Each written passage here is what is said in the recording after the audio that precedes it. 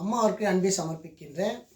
நம்ம 26 பேர் இறந்துட்டாங்க.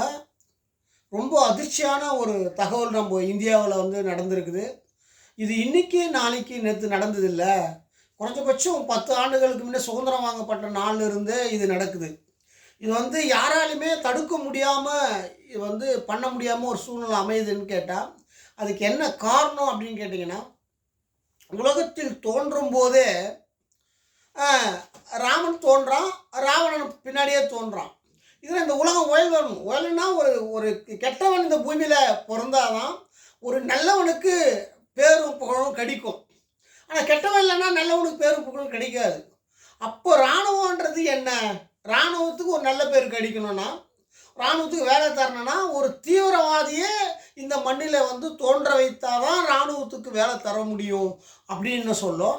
தீவிரவாதி என்ற ஒரு மனிதனும் இந்த மண்ணில் பிறந்து விடுகிறான். அவன் அழிக்கிறதுக்கு யாராலுமே இன்ன வரையும் முடிவே இல்லை. இது ஒரு பயங்கரமான ஒரு விஷயம், சாதாரண ஒரு விஷயமே. தீவிரவாதின்றது முஸ்லீமில் பார்த்தீங்கன்னா ரொம்ப நல்லவங்க இருப்பாங்க, பொய் பேச மாட்டாங்க, வட்டிக்கு காசு விட மாட்டாங்க, அவங்க கலாச்சார சட்டப்படி அவங்க நடந்து கொள்ளுவாங்க. அவ்வளோ கண்ணியமான ஒரு மதம் தான் அந்த முஸ்லீம் மதமே. ஆனால் அந்த மதத்துக்குள்ள இப்படி ஒரு செயல் நடக்குதுன்னு சொன்னால் எதுக்காகன்னு கேட்டிங்கன்னா, இந்த உலகம் உயல்வதற்காக. இது படைக்கப்பட்ட ஒரு விஷயத்தால் தான் நம்ம 26 பேரை இந்த மண்ணில் நம்ம இந்தியாவில் இழந்திருக்கிறோம். ஆனால் இது நிறுத்த முடியுமா, இல்லை போர் வருமா அப்படின்னு நீங்கள் எதிர்பார்ப்பீங்க. போர் இந்தியாவுக்கு வராது. நீங்கள் யாருமே பயப்படாதீங்க. இவ்வளோ சீக்கிரம் போர் வரத்துக்கு வாய்ப்பு கிடையாது. ஏன்னா வந்திருக்கிறவர் யார் அப்படின்னு சொன்னால், கடவுளே இந்த பூமியில் நாட்டை ஆடுறார். இப்போ இல்லை, காலங்காலமாக கடவுள் ஆண்டு கொண்டு தான் இருக்கிறாரு. ஆனால் மனுஷனுக்கு தெரியாது கடவுள்ன்றது. ஏன் நான் சொல்ல வரேன்னா, சாதாரண ஒரு மனிதன் பணமில்லாத காலத்திலையும் மன்னர் காலத்திலையும் அவன் ரவுடியாக இருந்து பெரிய அவன் பெண் குற்றங்களை பண்ணி கொடூரமான ஆட்சி பண்ணவனே கோயிலை கட்டி கடவுளாக அவனுடைய ஆத்மா தான் கோயிலில் வேலை செய்யுது. யார்? மன்னனுடைய ஆத்மா தான் கோயிலில் ஆட்சி செய்யுது. மனிதனுடைய ஆத்மா தான் கோயிலில் ஆட்சி செய்கிற ஒரு கலாச்சார சட்டமே உலகத்தில். கடவுள் ஆட்சி செய்ய முடியாது கோயிலுக்குள்ளே. அதனால் மனுஷன் தான் இந்த பூமியை கடவுள் தான் இந்த பூமியை காலங்காலமாக ஆண்டு கொண்டு இருக்கிறாரு. ஆனால் அவரே கடவுளே வந்தாலும் இதுமாரியே ரத்தத்தோடும் ஒரு போர்க்களமாக தான் இந்த உலகத்தில் அவர் வாழ முடியாத தவிர அமைதியான முறையில் இந்த உலகத்தில் வாழ முடியாது. இந்த உலகம் உழலாது. ஆனால் வந்திருக்கிறவர் யார்? நம் நாட்டில் ராமரே இந்த மனித ரூபமாக வந்ததுனால தான் 3வது முறை பிரதமராக அவர் ஆக்கப்பட்டு இருக்கிறார். 3வது நேரு 3 வாட்டி பிரதமர் ஆகிறாரு. அப்போது இந்த உலகம் சுபட்சத்தை உருவாக்குது. ஆனால் இவர் 3 வாட்டி பிரதமர் ஆகிறாரு. அழிவுகள் நடக்கப்பட்டதை இவர் நிறுத்தணும். அப்படியாப்பட்ட ஒரு ஆட்சி பிரதமர் தான் நம்ம இந்தியாவில் நம்ம இந்தியா பிரதமர் நரேந்திர மோடி. அப்போ அந்த பிரதமர் இருக்கிற வரைக்கும் பெரிய போர்க்களமோ எதுவுமோ வரக்கூடாது சட்டப்படி.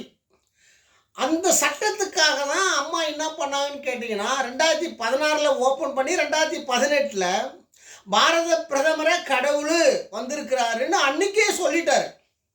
எப்போ 2018 ஓப்பன் பண்ணிட்டாங்க, 2016 ஓப்பன் பண்ணால் 2018 சொல்கிறோம் பாரத பிரதமர் கடவுள் வந்திருக்கிறாரு, கடவுள் தான் நாட்டை ஆடுறாருன்னா, அந்த கடவுள் வந்ததுனால தான் உலக நாடே பெருமைப்படக்கூடிய ஒரு இந்தியா மாறி இருக்கிறது. அதனால் போர் நடக்கும் அப்படின்னு நீங்கள் எதிர்பார்க்காதீங்க. போர் நடக்காது. தீவிரவாதி என்பவனை ஒழிக்க முடியாது அவ்வளோ சீக்கிரம். ஏன்னு சொல்ல வரேன்டானா, என்ன ஒன்று பண்ணலான்னா, அந்த தீவிர கூட நம்ம அழிச்சிடலாம். ஆனால் திரியும் ஒரு இடத்துல இருந்து அவன் எழுந்து வந்துடுவான். ஆத்மான்றது ஒரு சாதாரண ஒரு விஷயம் கிடையாது. உலகம் உழலணுன்னா அவன் தீவிரவாதி என்பவன் ஒரு இடத்துல எங்கன்னா எழுந்து வந்தால் தான் உலகம் உழலும். ஏன்னு கேட்டீங்கன்னா, இந்த தீவிரவாதின்னு ஒருவன் இந்த மண்ணில் இல்லைன்னா பாரத பிரதமருக்கு பெருமை கிடைக்காது. நமக்கு பாதுகாப்பு எது கொடுக்குறோம்? பாரத பிரதமர் எதனா ஆகிட போகுதுன்றதுக்காக தான் மொத்த பேரையும் உள்ளே கூப்பிடுறோம். 2வது உலக நாடு, இந்த நாடு, அந்த நாடு நம்ம குண்டை உற்பத்தி பண்ணுறோம். குண்டு, துப்பாக்கிங்களை, அணுகுண்டுலாம் நம்ம உற்பத்தி பண்ணுறோம். அது நம்மளை சும்மா விடுமா? நம்ம உற்பத்தி பண்ணுறது எதுக்காகனா நம்மளே நம்மளை அழித்துக் கொள்வது தான் மனிதன் உருவாக்கப்படுகிற கலாச்சார சட்டம். பணம் யார் உருவாக்குனது? பணம் மனுஷன்தான் உருவாக்கினான், கடவுளை உருவாக்கல. அதே பணம் அவனை கொண்டு எவன் உருவாக்குறான்னு மனுஷன், அந்த மனுஷனே பணத்துக்காக தான் குடும்பத்தையே அழித்து கொள்கிறான். இப்போ இது நம்ம கண்ணால் பார்க்குறோம், நம்ம கண்குளிர பார்க்குறோம்.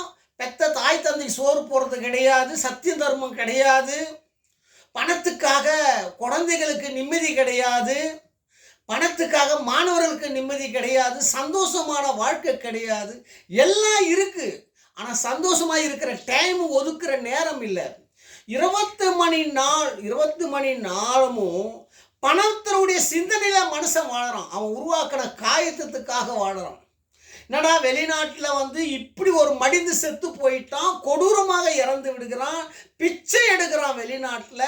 நமக்கு இந்த நிலைமை வரப்போகுதுன்னு உணர்கிற சக்தி மனிதனிடத்தில் கலாச்சார சட்டத்தில் இந்தியாவில் இல்லை. நிம்மதி வெல்லாத ஒரு வாழ்க்கையை வாழ்ந்து கொண்டிருக்கிறான், சந்தோஷமாக வாழ முடியல.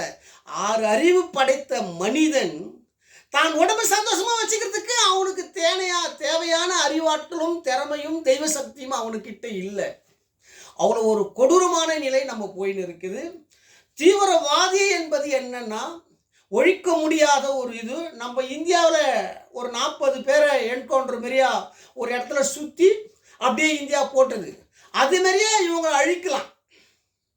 பாகிஸ்தான் கூட போயிட்டு அவனை பிடிக்க வச்சு அவனை அழிக்கலாம். ஆனால் தீவிரவாதத்தை இந்த காலத்தில் நம்ம ஒழிக்க முடியாது.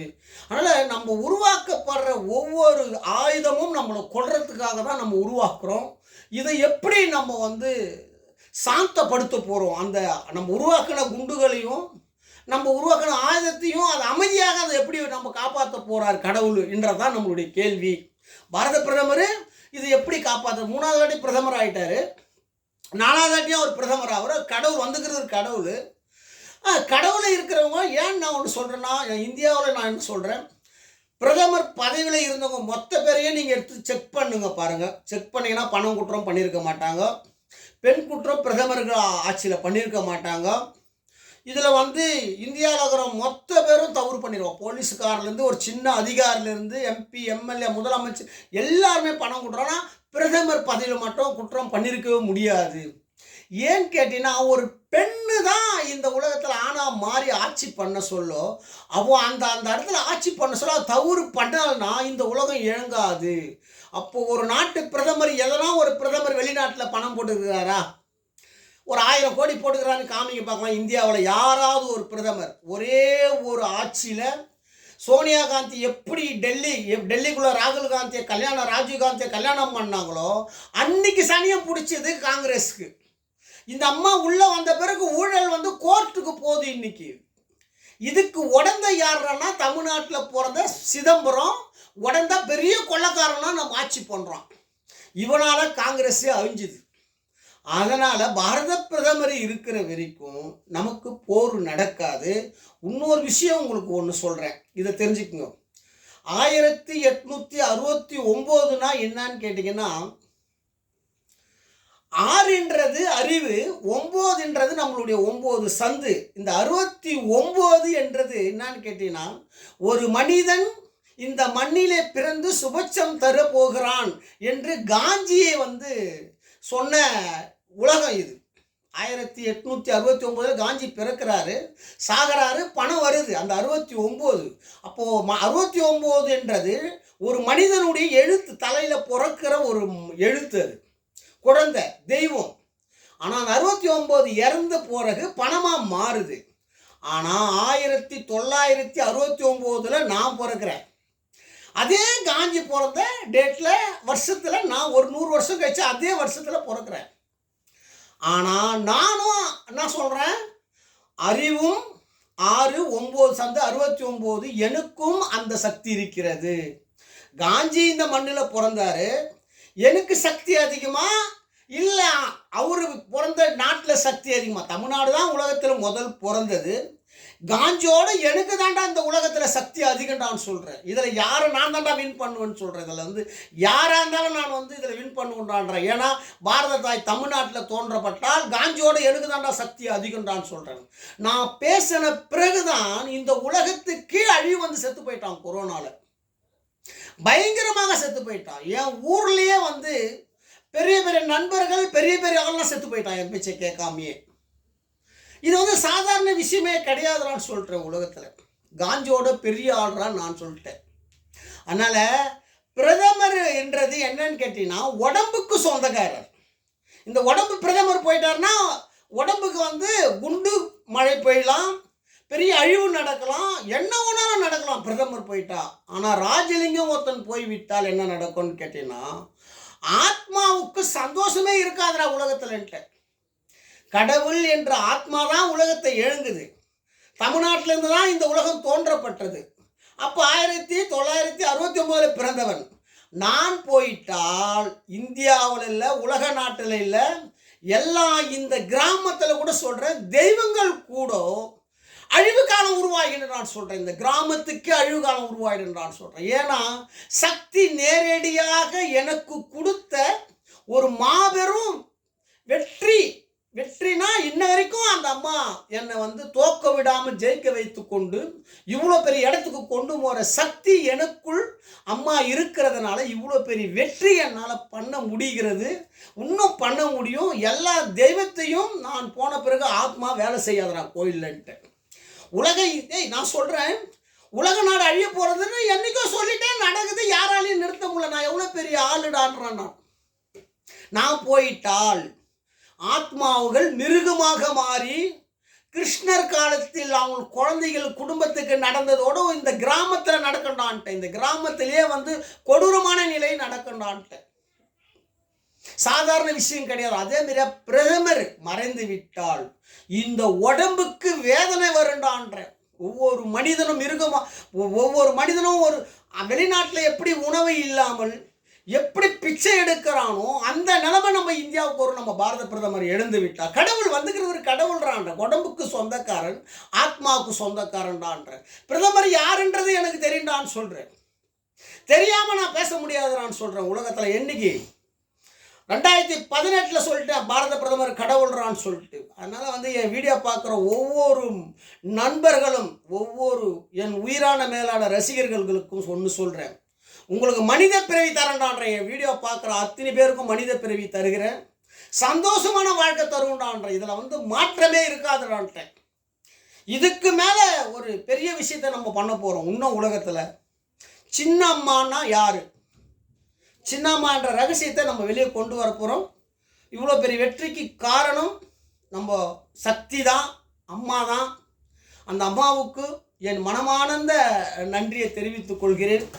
பாரத தாயாகிய இந்த உலகத்தையே ஆட்டி படைத்து கொண்டிருக்கும் அம்மா, மக்களால் நான் மக்களுக்காக நான் என்று சொன்னாங்க. நிச்சயம் உங்களை காப்பாற்ற அம்மா வருவாங்க என்பதை தெரிவிக்கிறேன். இன்றைய சட்டம் நாளைய மாற்றம். மக்களால் நான் மக்களுக்காக நான்.